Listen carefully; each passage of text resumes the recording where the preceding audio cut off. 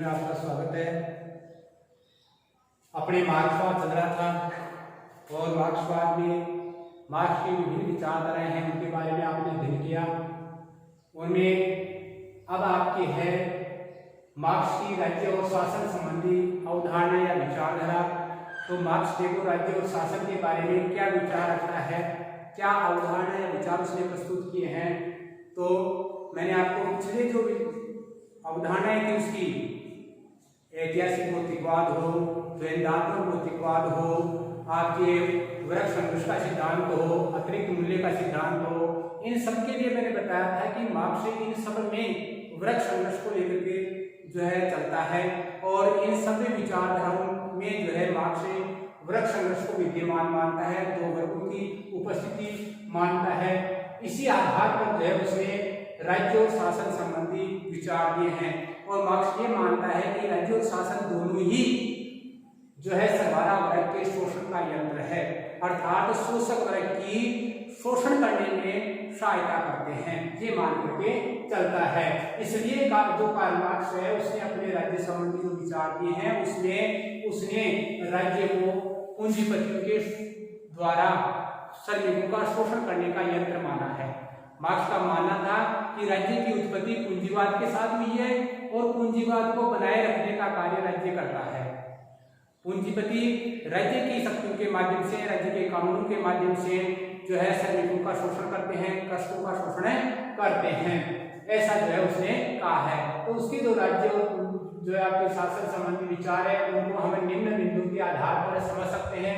पहला है राज्य की उत्पत्ति का कारण वर्ग भेद है कि राज्य की उत्पत्ति वर्ग भेद के कारण हुई है। जब आदिम साम्यवाद समाज था उस समय कोई वर्ग नहीं था समाज में, इस कारण वहां पर कोई राज्य नहीं था। लेकिन जैसे ही जो आपके हल का प्रयोग हुआ, कर्ष होना प्रारंभ हो गया, तो जो है दो वर्ग बन गए, एक मालिक और दूसरा दास। तो इस प्रकार वर्ग भेद हुआ, उसी वर्ग भेद के कारण ही जो है राज्य की उत्पत्ति हो गई। एक वर्ग जो आपके मालिक था उसने अपनी रक्षा के लिए सैनिक है, न्यायालय है और जो आपकी सेना है, कानून है, इन सब का जो है आपके प्रयोग करना शुरू कर दिया और वहीं से राज्य की उत्पत्ति हो गई। और ये सब जो है मालिक ने अपने दासों पर नियंत्रण रखने के लिए किया है। इसलिए मार्क्स ये मानता है कि इस आधार पर राज्य की उत्पत्ति वर्ग भेद के कारण हुई है। वह राज्य शोषक वर्ग के हितों की सुरक्षा करता है। मार्क्स ये भी मानता है कि राज्य की उत्पत्ति वर्ग भेद के कारण हुई है, इसलिए राज्य जो है आपके शोषक वर्ग यानी मालिक पूंजीपति वर्ग के हितों की रक्षा करता है, पूंजीपति वर्ग के हितों को साधता है, उन्हीं को सूचित करता है। दूसरी राज्य संबंधी उसकी धारणा है कि राज्य व शासन शोषण का यंत्र है। राज्य और शासन दोनों ही शोषण का यंत्र है, जिनके माध्यम से जो आपके क्या होता है, शोषक वर्ग शोषित वर्ग का शोषण करते हैं। या यूं कह सकते हैं कि मार्क्स का मानना है कि राज्य और शासन के द्वारा जो है आपके शोषक वर्ग क्या कर रहा है, शोषित वर्ग का शोषण करता है, अर्थात पूंजीपति वर्ग जो आपके श्रमिक और कर्षकों का शोषण करता है। तीसरी उसकी राज्य संबंधी जो अवधारणा है वो ये है कि संक्रमण काल में सर्वहारा वर्ग का अधिनायकत्व है। संक्रमण काल में सर्वहारा वर्ग का अधिनायकत्व है। आपने मैंने मार्क्स की जो आपके सामाजिक तो 6 सामाजिक अवस्थाएं बताई कि आपके ऐतिहासिक जो इतिहास है या जो ऐतिहासिक समय है उसको उसने 6 अवस्थाओं में बांटा है। उसमें मैंने एक बताया था आपको सर्वहारा का अधिनायकत्व है, सर्वहारा वर्ग का अधिनायकत्व बताया था मैंने। इसमें जो है मार्क्स कहता है संक्रमण काल यानी जिस समय आपके पूंजीवाद की समाप्ति होने की स्थिति होगी और साम्यवाद की स्थापना की स्थिति होगी, उसके बीच का पूंजीवाद के बाद और साम्यवाद के पहले के बीच का जो समय है उसको उसने संक्रमण काल कहा है। किसने? मार्क्स ने। इसके लिए कहा है उसने कि इस बीच के काल में सर्वहारा वर्ग यानी पूंजीपति श्रमिक वर्ग और कर्षक वर्ग, सर्वहारा वर्ग कौन सा वर्ग है? कर्षक वर्ग और श्रमिक वर्ग, ये दोनों वर्ग मिलकर के क्या करेंगे, शासन पर अपना अधिकार कर लेंगे, जिसे तानाशाही शासन कहते हैं। तानाशाही शासन स्थापित कर लेंगे, शासन पर अपना अधिकार कर लेंगे और राज्य की समाप्ति जैसे इसमें बताया कि दोनों वर्ग मिलकर के क्या करते हैं, सर्वहारा वर्ग मिलकर के शासन पर क्या कर लेगा, अपना अधिकार कर लेगा और अधिनायक शासन स्थापित करके वो जो पूंजीपति वर्ग है, पूंजीपति वर्ग के अवशेष बचे हुए हैं उन अवशेषों को समाप्त कर देगा। जब पूंजीवाद के अवशेष समाप्त हो जाएंगे तो साम्यवाद की स्थापना हो जाएगी और राज्य की आवश्यकता नहीं होगी। ऐसी स्थिति में सर्वहारा वर्ग का अधिनायकत्व भी समाप्त हो जाएगा। तो मार्क्स कहता है कि संक्रमण काल में सर्वहारा वर्ग का अधिनायकत्व यानी राज्य की समाप्ति या शोषक वर्ग की समाप्ति अर्थात पूंजीपति वर्ग की समाप्ति के लिए कुछ समय हेतु सर्वहारा वर्ग अर्थात श्रमिक वर्ग और कर्षक वर्ग का अधिनायकत्व रहेगा। जो शोषक वर्ग पूंजीपति वर्ग है उसकी समाप्ति के लिए और राज्य की समाप्ति के लिए कुछ समय के लिए सर्वहारा वर्ग का अधिनायकत्व रहेगा, ये तानाशाही शासन रहेगा। और सर्वहारा वर्ग कौन सा बताया मैंने आपको, कर्षक और श्रमिक वर्ग, इनका अधिनायकत्व तानाशाही शासन रहेगा। इस शासन के दौरान जो है ये वर्ग क्या करेगा, आपके राज्य और पूंजीवाद के जो अवशेष हैं उन अवशेषों को समाप्त करेगा, बचे हुए जो भाग है उनको समाप्त करेगा। और उनको समाप्त इसलिए करेगा ताकि वो बचे हुए भाग पुनः जो है वर्ग भेद को उत्पन्न नहीं कर सके। जब ये अवशेष समाप्त हो जाएंगे तो राज्य में किसी प्रकार का कोई वर्ग नहीं रहेगा, किसी की कोई अपनी निजी संपत्ति नहीं रहेगी, किसी का कोई अपना नहीं रहेगा। ऐसी स्थिति में सब लोग समान रहेंगे ना, किसी का अपना तेरा मेरा नहीं रहेगा, तेरा मेरा का भाव समाप्त हो जाएगा। ऐसी स्थिति में जो आपके सब समान रहेंगे और इसी स्थिति को उसने साम्यवाद कहा है। साम्यवाद की स्थापना होने पर राज्य की कानून की कोई आवश्यकता नहीं होगी, ऐसे में राज्य समाप्त हो जाएगा। जो मैंने अभी पहले समझाया था वही बात यहाँ पर फिर आपके राज्य विहीन तथा वर्ग विहीन समाज की स्थापना का आधार प्रस्तुत करता है। मार्क्स जो है आपके राज्य और शासन संबंधी अवधारणा के द्वारा क्या करता है कि एक राज्य विहीन जिस समाज में राज्य नहीं है, वर्ग विहीन जिस समाज में वर्ग नहीं है, ऐसे समाज की स्थापना का आधार प्रस्तुत करता है। किसके द्वारा, राज्य और शासन संबंधी विचारों के द्वारा। जो मैंने अभी आप यहाँ पर बताया था कि सर्वहारा वर्ग क्या करेगा कि पहले पूंजीपति और श्रमिक वर्ग या सर्वहारा वर्ग के बीच में क्रांति होगी, क्रांति के बाद में पूंजीवाद को समाप्त कर दिया जाएगा और पूंजीपतियों को समाप्त करके राज्य पर या शासन पर जो है सर्वहारा वर्ग नियंत्रण कर लेगा। अब पूंजीवाद के राज्य की जो अवशेष बच गए उन अवशेषों को भी जो आपके सर्वहारा वर्ग क्या करेगा, धीरे धीरे समाप्त करेगा, राज्य पर नियंत्रण करके पूंजीवाद और राज्य के अवशेषों को समाप्त कर देगा। ये समाप्त होने के बाद में जो है आपके समाज में कोई वर्ग नहीं बचेगा और वर्ग जिस समाज में वर्ग नहीं होता है उसे हम वर्गहीन समाज कहते हैं। तो ऐसे एक वर्गहीन समाज की स्थापना का आधार उसने प्रस्तुत किया है। अब आपके राज्य और शासन संबंधी जो मार्क्स के विचार थे उनकी आलोचना, तो मार्क्स के जो विचार है उनकी अनेक आलोचकों ने आलोचना की है और उनके आलोचना के जो आधार है वो निम्नलिखित है। यूं भी कह सकते हैं कि मार्क्स की राज्य और शासन संबंधी अवधारणा या विचारधारा की निम्नलिखित आधार पर आलोचना की जा सकती है। पहली आलोचना है, राज्य एक वर्ग के संगठन नहीं है, किसी एक वर्ग का संगठन नहीं है, पूंजीपति का या जो आपके श्रमिक या किसान जिसको सर्वहारा वर्ग कहते हैं, सर्वहारा वर्ग का संगठन नहीं है, वरन यह एक नैतिक संगठन है या नैतिक संस्था है जो नैतिकता पर आधारित है, सदाचार, सहयोग, माने ऐसे जो नीति संबंधी जो विचार को धारण किया जाता है, जो धारण करने योग्य चीजें होती है उनके ऊपर आधारित है। इस प्रकार ये समाज में सहयोग को बढ़ावा देती है और मिलजुल करके क्रांति के स्थान पर या जो आपके संघर्ष के स्थान पर सहयोग की भावना, शांति की भावना आदि को जो है स्थापित करने का कार्य करती है। इस आधार पर ये एक वर्ग की संस्था नहीं है या एक वर्ग का संगठन नहीं है बल्कि एक नैतिक संस्था है। तो इस आधार पर आलोचना के लिए मार्क्स क्या मानता है, राज्य को एक वर्गीय संगठन मानता है, क्योंकि आलोचक कहते हैं कि ये एक वर्गीय संगठन नहीं है बल्कि क्या है, एक नैतिक संगठन है। दूसरी आलोचना देखो आपके, वर्तमान में राज्य सर्वहारा वर्ग का शत्रु न होकर के मित्र है। वर्तमान अगर समय में देखें तो राज्य जो है सर्वहारा वर्ग का शत्रु नहीं है, नहीं जो है आपके सर्वहारा वर्ग के शोषण का यंत्र है। पूंजीपतियों को इतना बढ़ावा भी नहीं दे रहा राज्य कि वो जो है सर्वहारा वर्ग का शोषण करे, बल्कि वर्तमान में राज्य जो है सर्वहारा वर्ग के कल्याण के लिए अनेक योजनाएं लेकर के आ रहा है और अनेक योजनाओं के माध्यम से उसने सर्वहारा वर्ग के कल्याण के कार्य किए हैं। तो इस आधार पर भी मार्क्स की जो है आपके राज्य और शासन संबंधी अवधारणा गलत है। फिर है, राज्य अस्थायी नहीं वरन स्थायी है। तो देखो आपके मार्क्स में क्या माना है कि राज्य अस्थायी है, जो वर्ग भेद के साथ उत्पन्न होता है और वर्ग भेद समाप्त होते ही जो आपके राज्य भी समाप्त हो जाएगा। लेकिन ऐसा नहीं है, राज्य अस्थायी है और जो आपके अस्थायी नहीं स्थायी है, राज्य स्थायी है और आज भी जो है वो बना हुआ है। मार्क्स की कल्पनाओं के बाद में, मार्क्स की अवधारणाओं के वर्षों बाद आज भी जो है राज्य बना हुआ है, राज्य आज भी समाप्त नहीं हुआ। फिर मार्क्स द्वारा राज्य विलुप्त होने की धारणा कपोल कल्पित है। मार्क्स ने ये कहा है कि राज्य जो आपके विलुप्त हो जाएगा।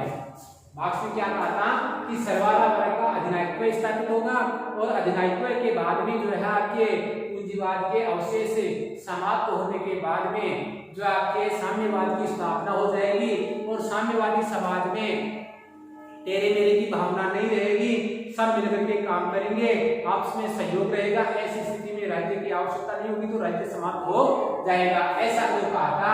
लेकिन आज तक राज्य विलुप्त नहीं हुआ।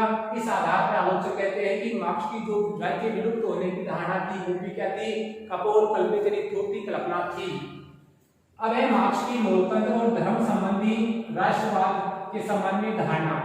मार्क्स की या मार्क्सवाद की लोकतंत्र, धर्म और राष्ट्रवाद के संबंध में धारणा क्या है। तो देखो मार्क्स ने आपके लोकतंत्र, धर्म और राष्ट्रवाद के संबंध में भी अपने विचार प्रकट किए हैं।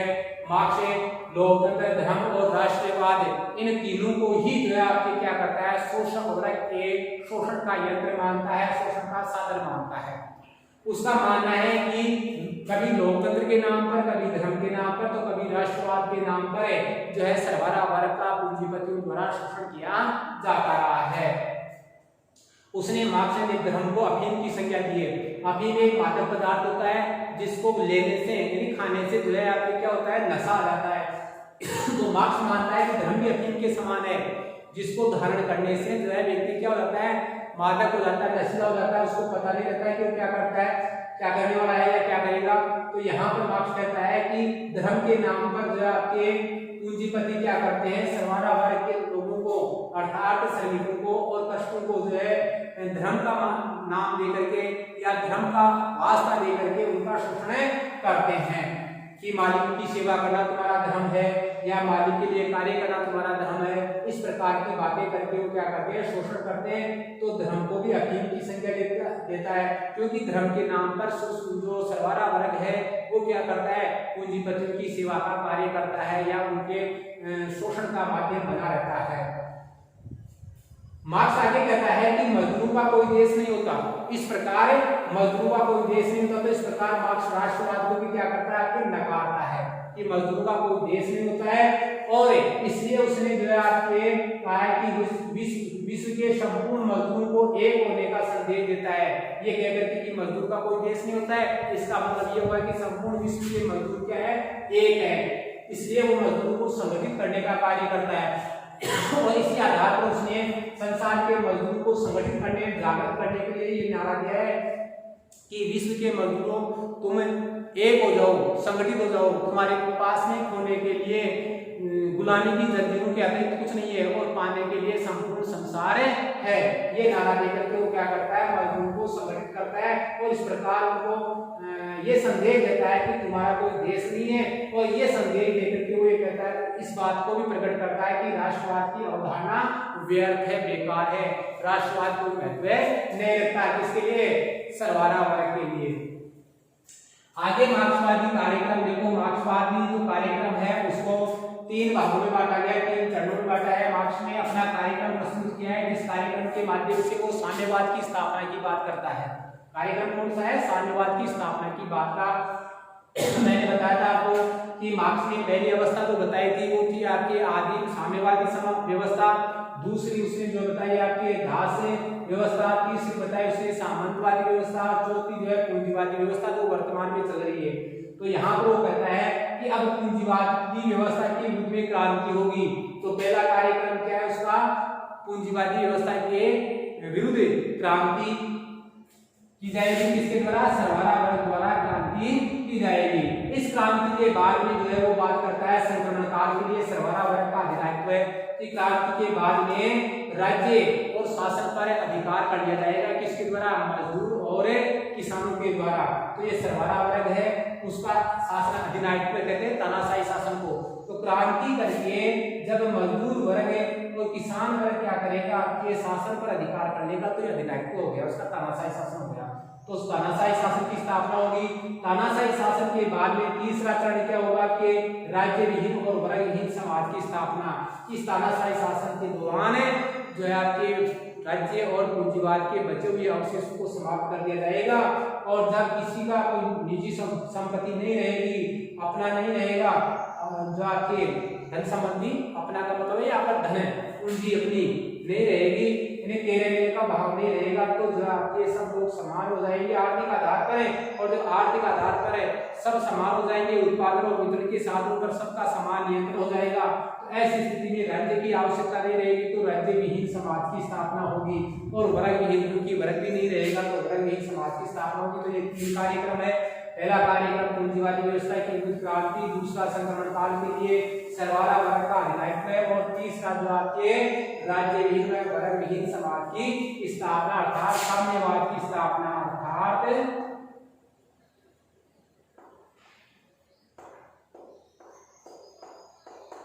साम्यवादी व्यवस्था की स्थापना या साम्यवाद की स्थापना। चौथी बात उसने की साम्यवादी समाज कैसा होगा, उसने साम्यवादी समाज के बारे में, जब साम्यवादी समाज की स्थापना हो जाएगी, साम्यवाद की स्थापना हो जाएगी, तो साम्यवादी जो समाज होगा वो कैसा होगा। मार्क्स का मानना है कि साम्यवादी समाज तकनीकी दृष्टि से प्रगतिशील होगा, विकसित होगा, उन्नत होगा, और जो आपके विकासशील होगा, आगे उन्नति करने वाला होगा।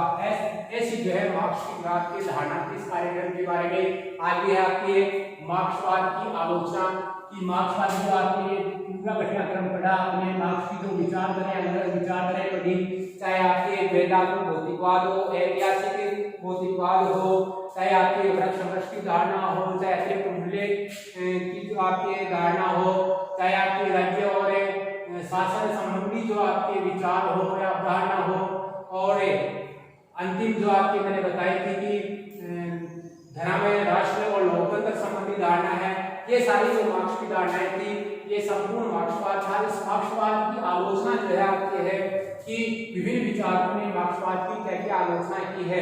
तो देखो, अगर मार्क्सवाद की आलोचना के बारे में देखें तो अलग अलग विचारकों ने अपने अपने आधार पर आलोचना की है। उदारवादियों की बात करें तो उदारवादियों ने मार्क्सवाद को तानाशाही शासन की संज्ञा दी है। उसने कहा है कि साम्यवाद के आधार पर रूस में जो आपके तानाशाही या सर्वाधिकारवादी शासन स्थापित हुआ था, चीन में माओवादी शासन सर्वाधिकारवादी शासन है, तो जो है उसने मार्क्सवाद को एक तानाशाही शासन या सर्वाधिकारवादी शासन की संज्ञा दी है। इधर आपके सरकोरी ने भी जो आपके जो मार्क्सवाद है उसको तानाशाही शासन की ही संज्ञा दी है।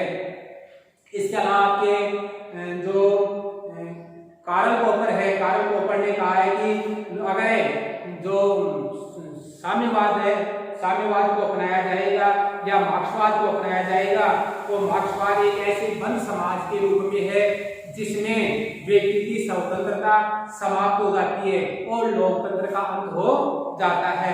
तो इस प्रकार अलग अलग विचारकों ने क्या किया है, आपके मार्क्सवाद की आलोचना की है। लेकिन यहाँ पर अलेक्जेंडर ग्रे की बात करें तो अलेक्जेंडर ग्रे ने कहा है, क्या कहा है कि निसंदेह मार्क्स ने अपने विचारों का निर्माण करने वाले तत्व अनेक स्रोतों से लिए हैं, लेकिन उसने उन सब का प्रयोग एक ऐसी इमारत के निर्माण हेतु किया है जो स्वयं उसके अपने नमूने की है। कि निसंदेह इसमें कोई संदेह नहीं है कि मार्क्स ने अपने जो विचार है, विचारों का निर्माण अनेक स्रोतों से किया है। मार्क्स ने अलग अलग विचारकों से, फ्रांस के विचारक थे, आपके जर्मनी के विचारक थे, इंग्लैंड के विचारक थे, मैंने बताया था आपको, अलग अलग विचारकों से अपने विचार ग्रहण किए और उन विचारों का प्रयोग उसने एक ऐसी इमारत अर्थात एक ऐसी अवधारणा विकसित करने के लिए किया जो अवधारणा स्वयं मार्क्स के अपने नमूने की थी, अपने अनुसार थी, अपने आधार पर बनाई हुई थी। इस कारण मार्क्सवाद जो आपके एक अलग प्रकार की विचारधारा है, एक अपने आप में नया नमूना है जो आपके हमारी राजनीतिक चिंतन में बहुत ही महत्वपूर्ण स्थान रखता है। अनेक राजनीतिक विचारधाराओं का ये इसने आधार प्रस्तुत किया है या आधार रहा है ये विचारधारा। लेकिन फिर भी जो है आलोचकों ने इसकी आलोचना की है। तो मार्क्सवाद की आलोचना निम्न आधारों पर की जा सकती है। देखो कौन कौन से आधार है जिनके आधार पर मार्क्सवाद की आलोचना कर सकते हैं। पहला मार्क्सवाद की आलोचना निम्न आधारों पर की जा सकती है। ऐसे लिख करके आपको छोड़ना है, हर लाइन आइडियल लाइन लिखना है नंबर लगा करके, और एक के बाद एक क्रम से जो आपको लिखना है। पहला देखो आपकी आलोचना का आधार है कि जड़ तत्व एवं चेतन तत्व को पूर्ण रूप से अलग कर पाने में असमर्थ रहा है। मार्क्सवाद ने जड़ तत्व क्या होता है और चेतन तत्व क्या होता है, पीछे आपको बताया था मैंने कि हिंगल जो है आपके चेतन तत्व पर बल देता है कि प्रकृति का विकास चेतन तत्व से हुआ है, जबकि मार्क्स कहता है कि प्रकृति का विकास वह जड़ तत्व से हुआ है। तो जड़ तत्व क्या है, चेतन तत्व क्या है, इनको अलग करने में मार्क्स क्या रहा है, असमर्थ रहा है, ऐसा जो है आपके आलोचक कहते हैं। उसने दोनों को अलग अलग नहीं किया, जड़ तत्व क्या है, चेतन तत्व क्या है, इस बात को उसने नहीं बताया अपने मार्क्सवाद में। फिर दूसरा है जड़ तत्व में स्वतः परिवर्तन संभव नहीं है। अगर हम जड़ तत्व जो है निर्जीव को माने, अर्थ को माने, धन को माने, तो यहाँ पर आलोचक कहते हैं कि जड़ तत्व में स्वतः परिवर्तन नहीं होता, और जिस चीज में स्वतः परिवर्तन नहीं होता वो विकास को कैसे परिवर्तित कर सकती है, विकास को कैसे कर सकती है, समाज को कैसे परिवर्तित कर सकती है, समाज का विकास कैसे हो सकता है, ये बातें उन्होंने बताई है। तीसरा है कि आलोचना का आधार कि सिद्धांत में मौलिकता का अभाव है। मौलिक मूलभूत अर्थात ये सिद्धांत अपने आप में नया सिद्धांत नहीं है, इसमें जो भी सिद्धांत दिए गए हैं मार्क्स ने वो सभी सिद्धांत दूसरे विचारकों से ग्रहण किए हैं। इस प्रकार ये अपने आप में मूलता लिए हुए नहीं है, मौलिकता लिए हुए नहीं है, बल्कि ये क्या है, दूसरे सिद्धांतों की एक तरह से नकल है, ऐसा जैन का मानना है। चौथा है आपकी आलोचना का आधार है वो है आपके कि मार्क्सवाद हिंसा व क्रांति को प्रोत्साहन देता है। मार्क्सवादी विचारधारा जिसमें आपने शुरू से पढ़ा, इसने हम जो आपके वृक्ष संघर्ष है, हिंसा है, क्रांति है, इसको प्रोत्साहन दिया है। तानाशाही शासन का अधिनायकत्व जो है आपके क्रांति के द्वारा, वृक्ष संघर्ष के द्वारा होगा, और सर्वाधिकार की क्रांति होगी किसके विरुद्ध में, पूंजीवाद के विरुद्ध में और राज्य के विरुद्ध में, और फिर जो है यहाँ पर सर्वाधिकार का अधिनायकत्व स्थापित होगा। तो ये क्रांति की बात करता है। इस प्रकार ये जो है समाज में शांति और सहयोग की भावना का विरोधी है, लोकतंत्र का विरोधी है, ये कहकर के भी आलोचना की गई है इसको। पांचवा है व्यक्तिगत स्वतंत्रता के लिए घातक है। अगर हम मार्क्सवादी विचारधारा को अपनाएं तो व्यक्तिगत स्वतंत्रता के लिए घातक है।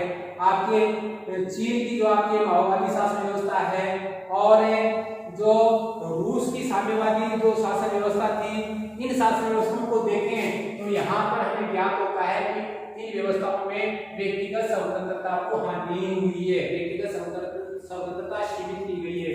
इस आधार पर ये जो आपके मार्क्सवाद व्यक्तिगत स्वतंत्रता के लिए हानिकारक है, व्यक्तिगत स्वतंत्रता को सीमित करता है।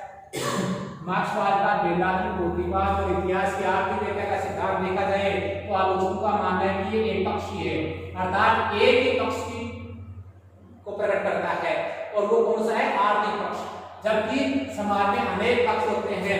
आपके जो मैंने बताया था कि जो हमारे महापुरुष होते हैं उनके कार्य और उनके विचार विभिन्न होते हैं। इसके अलावा अक्ष में कोई घटनाएं घटती है वो भी होती है। तो ऐसी जो घटनाएं हैं इन सारी चीजों को जो है जो अन्य पक्ष रह गए उन पक्ष को जो है आपके इन सिद्धांतों में महत्व नहीं दिया गया, इसका नहीं दिया गया कि एक आर्थिक पक्ष को ही मार्क्स सब कुछ मानता है। इस कारण ये एक पक्षीय जो आपकी धारणा है। साथ में आलोचक ये कहते हैं कि काल्पनिक कल्पना कि ये दोनों आपके वेदांत, भौतिकवाद और इतिहास की आर्थिक व्याख्या एक पक्षीय है क्योंकि ये आर्थिक पक्ष को महत्व देती है, काल्पनिक है क्योंकि वास्तविकता से ये दूर है। आलोचकों का मानना है कि वास्तविकता से ये दूर है, इसलिए काल्पनिक मानते हैं वो कि मार्क्स ने स्वयं ने ऐसी कल्पनाएं की है, कल्पनाओं के आधार पर उसकी तैयारी से गेहूं के पौधे का जो है उसने उदाहरण दिया है। तो गेहूं के पौधे के अनुसार समाज का विकास थोड़ा ही होता है, लेकिन उसने अपनी कल्पना की है। सातवां है राज्य की विलुप्त होने की धारणा काल्पनिक है। मार्क्स ने ये भी देखो आपके पीछे पढ़ा था, राज्य और शासन संबंधी आपने विचार पढ़े थे, उसमें उसने जो है राज्य विहीन और वर्गहीन समाज की बात उसने की है। तो यहाँ पर इसकी आलोचना इस आधार पर भी की गई है कि राज्य की विलुप्त होने की धारणा काल्पनिक है, कल्पना मात्र है। अगर राज्य के विलुप्त होने की धारणा वास्तविक होती तो अब तक राज्य विलुप्त हो जाता, समाप्त हो जाता। केवल है जो आपके राज्य विहीन समाज में विद्यमान रहता। फिर आपके आगे कि मार्क्सवाद राज्य को शोषण का निमित्त मानता है जो कि अनुचित है।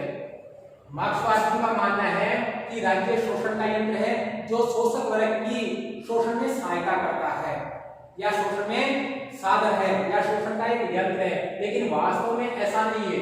आधुनिक समय में देखा जाए, वर्तमान में देखा जाए तो राज्य क्या कर रहा है, आपके जो सर्वारा वर्ग है उसके हितों के लिए, उसके कल्याण के लिए भी कार्य कर रहा है। तो आलोचक इस बात को भी अनुचित मानते हैं, क्योंकि राज्य जो है आपके शोषण जो शोषक वर्ग है उसके शोषण का यंत्र नहीं है, बल्कि सर्वारा वर्ग के हितों को साधने वाली संस्था भी है, उसका कल्याण करने वाली संस्था भी है। अगला जो आपकी आलोचना का आधार है वो है कि लोकतंत्र, राष्ट्रवाद और धर्म के संबंध में मार्क्सवादी दृष्टिकोण अनुचित है। लोकतंत्र है, राष्ट्रवाद है, धर्म है, इनके संबंध में मार्क्स ने जो भी विचार प्रकट किए हैं वो अनुचित है। मार्क्स धर्म को जो आपके अफीम की संज्ञा देता है, लेकिन धर्म जो है आपके क्या करता है, नैतिकता पर आधारित होता है और नैतिकता सहयोग को, प्रेम को, आपके शांति को, एक दूसरे के हितों की रक्षा करने को, इनकी बातें करती है। तो यहाँ पर जो मार्क्स क्या करता है, राष्ट्र संबंधी और धर्म संबंधी जो भी धारणाएं हैं उनको भी जो है आपकी आलोचना क्या मानते हैं, उचित मानते हैं, और इस आधार पर उनकी आलोचना होती है। और मार्क्सवाद की आलोचना अंतिम जो है आपके वो वर्गों का विचार लेकर के की गई है, और आलोचकों का मानना है कि मार्क्स का दो वर्गों का विचार अव्यवहारिक है, क्योंकि व्यवहार में दो वर्ग ही नहीं होते बल्कि अनेक वर्ग होते हैं। जैसे वर्तमान में देखा जाए तो पूंजी के आधार पर देखा जाए तो आपके पूंजीपति भी है, मध्यम वर्ग भी है, और जो आपके श्रमिक वर्ग है, कृषक वर्ग है, और व्यापारी वर्ग है, अलग अनेक प्रकार के वर्ग है। तो अगर मूल रूप से देखें तो तीन वर्ग है, वो आपके पूंजीपति वर्ग, मध्यम वर्ग और श्रमिक वर्ग। लेकिन उसने केवल दो ही वर्गों की बात कही है। इसके अलावा अगर आपके धर्म, जाति आदि के आधार पर अनेक वर्ग होते हैं, तो इस आधार पर दो वर्गों की जो बात है उसको भी अव्यवहारिक मानते हैं। लेकिन ये सब कुछ आलोचनाएं, इतनी जो है आलोचनाएं हुई है मार्क्सवाद की, आलोचनाओं के बाद में भी हम मार्क्सवाद के महत्व को इनकार नहीं कर सकते। राजनीतिक चिंतन में या राजनीतिक व्यवस्था में जो मार्क्सवाद का योगदान है, उस योगदान को हम भुला नहीं सकते। मार्क्सवाद ने राजनीतिक चिंतन में अत्यधिक महत्वपूर्ण योगदान दिया है। इसने विश्व को समझने का एक नया दृष्टिकोण प्रस्तुत किया है। इस आधार पर मार्क्सवाद का जो महत्व है वो पहला महत्व ये है कि मार्क्सवाद विभिन्न विचारधाराओं को आदान प्रदान करता है। जैसे मैंने बताया था कि मार्क्सवाद ने अनेक विश्व की अनेक राजनीतिक विचारधाराएं हैं उनको आधार दिया है। अनेक ऐसी राजनीतिक विचारधाराएं जैसे व्यक्तिवाद है, व्यवहारवाद है, तो ऐसी अनेक विचारधाराएं हैं जो मार्क्सवाद के ऊपर ही टिकी हुई है। दूसरा है उदारवाद को चुनौती। आपने पहले जो इस इकाई का पहला लेसन था उदारवाद था, उदारवाद को पढ़ा था आपने, और उदारवाद में मैंने बताया था कि उदारवाद पूंजीपति वर्ग के हितों की रक्षा करता है। तो यहाँ पर मार्क्सवाद ने क्या किया कि उदारवाद को चुनौती दी, पूंजीपति वर्ग का विरोध जो है मार्क्सवाद ने किया, सर्वारा वर्ग की क्रांति की बात की, तो उदारवाद ने अपने रूप में परिवर्तन कर लिया था। मैंने बताया था आपको कि उदारवाद ने अपने रूप में परिवर्तन किया और उसने क्या करना शुरू कर दिया, पूंजीपतियों की पूंजी पर कर लगाने और पूंजी को सीमित करने की बात करना शुरू कर दिया। किसके वजह से? मार्क्सवाद के वजह से। ये पीछे आपको याद होगा, आपको जो है उदारवाद वाले लेसन में मैंने बताया था कि मार्क्सवाद के वजह से इसने अपना रूप बदल लिया और अपने रूप को बदल करके इसने क्या करना शुरू कर दिया, पूंजीपतियों की पूंजी पर कर लगाने की बात करना शुरू कर दिया। तो इस प्रकार उदारवादी विचारधारा को भी मार्क्सवादी विचारधारा में चुनौती दी। तीसरा जो महत्व है आपके मार्क्सवाद का यह है कि मार्क्सवाद समाजवाद की एक व्यवहारिक और वैज्ञानिक योजना प्रस्तुत करता है। मैंने बताया था कि समाजवादी विचार जो है मार्क्स से पहले भी जर्मनी और इंग्लैंड के अनेक विचारों ने दिए थे, लेकिन एक व्यवहारिक समाजवाद की जो स्थापना है, एक वैज्ञानिक समाजवाद की स्थापना है वो मार्क्स ने की।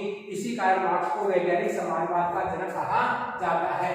तो समाजवाद की एक व्यवहारिक और वैज्ञानिक योजना प्रस्तुत करने का कार्य मार्क्सवाद ने किया, इसलिए भी मार्क्सवाद महत्वपूर्ण है। मार्क्सवाद में देखो आपके श्रमिक वर्ग ने नवीन जागृति उत्पन्न की, श्रमिक वर्ग को संगठित किया और श्रमिक वर्ग को अपने अधिकारों के लिए जो है उसने जागरूक करने का कार्य किया, जिससे श्रमिकों ने संगठित होकर के अपने अधिकारों की मांग जो है आपके करना शुरू कर दिया। तो इस प्रकार जो है आपके मार्क्सवाद ने श्रमिकों को संगठित करने, उनको एक करने का कार्य भी किया, उन्हें जागृति लाने का कार्य किया। अगली जो है आपके मार्क्सवाद का जो अंतिम महत्व है वो है कि मार्क्स समाज का यथार्थवादी चित्रण प्रस्तुत करता है कि वास्तविक समाज क्या है। मार्क्स ने समाज में वर्ग बने हुए हैं, समाज में शोषण होता है, समाज का एक वर्ग जो आपके पूंजीपति है जो ऐशो आराम का जीवन व्यतीत कर रहा है, दूसरा वर्ग जो आपके गरीब है जिसमें श्रमिक और कृषक आते हैं जो मेहनत को जो है अत्यधिक करते हैं और दो समय का भोजन भी जो है उनको भरपूर नहीं मिल पाता है और अनेक प्रकार की सुविधाएं उनसे वंचित रहते हैं, आपके उत्पादन के साथ उनसे वंचित है। तो इस प्रकार उस समय का जो समाज था उस समाज का वास्तविक चित्रण जो है आपके वो मार्क्स ने मार्क्सवाद के माध्यम से प्रस्तुत करने का कार्य किया है। इसलिए ये जो है आपके मार्क्सवाद महत्वपूर्ण है। ये आपके मार्क्सवाद का लेसन था, ये लेसन आपका कंप्लीट हो गया, पूरा हो गया है। इसे में से आपको 2 क्वेश्चन करने हैं, देखने हैं। इस लेसन में से आपके 4 नंबर का एक क्वेश्चन आता है और 1 नंबर का एक क्वेश्चन है, 5 नंबर के क्वेश्चन हो जाते हैं इसमें से ज्यादातर। तो आपके एक क्वेश्चन को मार्क्सवाद में से जो आपको अभी बताया मैंने इसमें से करना है कि मार्क्स की राज्य शासन व शासन संबंधी धारणा को स्पष्ट कीजिए। दूसरा क्वेश्चन बनता है कि राजनीतिक चिंतन में मार्क्सवाद का महत्व स्पष्ट कीजिए या महत्व बताइए कि हमारे राजनीतिक चिंतन में मार्क्सवाद का क्या महत्व है, इसको प्रकट कीजिए, इसको बताइए। ये क्वेश्चन होते हैं, आपको ये क्वेश्चन पढ़ने हैं, इसको चेक कराना है, बताना है और इस सारे जो मार्क्सवाद का जो लेसन हुआ है उस लेसन को आपको अपने नोटबुक पे उतारना है और याद करना है इसको।